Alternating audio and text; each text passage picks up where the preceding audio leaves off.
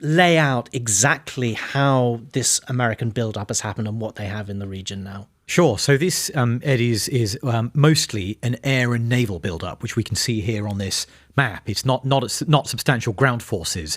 And the centerpiece is really a pair of aircraft carrier strike groups. And a strike group, as you know, is the aircraft carrier itself. It's the air wing, and it's all the escort ships around it that have air defense capacity, that have weapons of their own.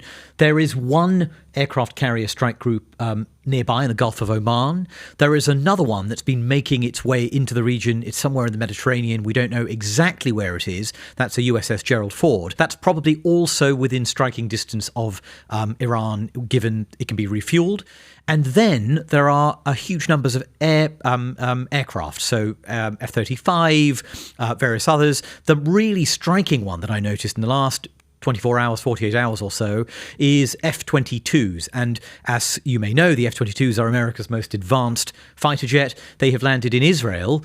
That's very, very unusual. We don't normally see them there. They are very capable aircraft. And all of this is now spread across a number of bases. Some countries, Saudi Arabians, the Emiratis, have said they will not allow their air bases, their ports, to be used as staging grounds for attacks, although inevitably they are caught up in this.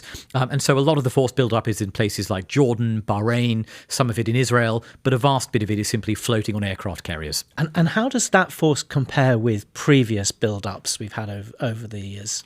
Not as big as you might think. It's very big in absolute terms, 2 aircraft carrier strike groups, more than 100 fighter jets. There is enough here to start a war with Iran with little or no notice, don't get me wrong. But if you look at this chart, what you see very clearly is this is much, much smaller than, say, the 5 aircraft carrier strike groups that were in the region for the second Gulf War in 2003. It is even smaller than the campaign, the number of forces that were there for the strike campaign against Iraq in 1998. And the key thing here, Ed, is that there are no big visible special operations forces of the kind we saw in the Caribbean prior to the Maduro raid. There are no substantial marine amphibious forces that we see. And this is enough for a big strike campaign. It's not enough for months and months of strikes, though we must factor in, of course, the Israeli Air Force in all of this, which I think would be pretty likely to get involved if a conflict were to begin.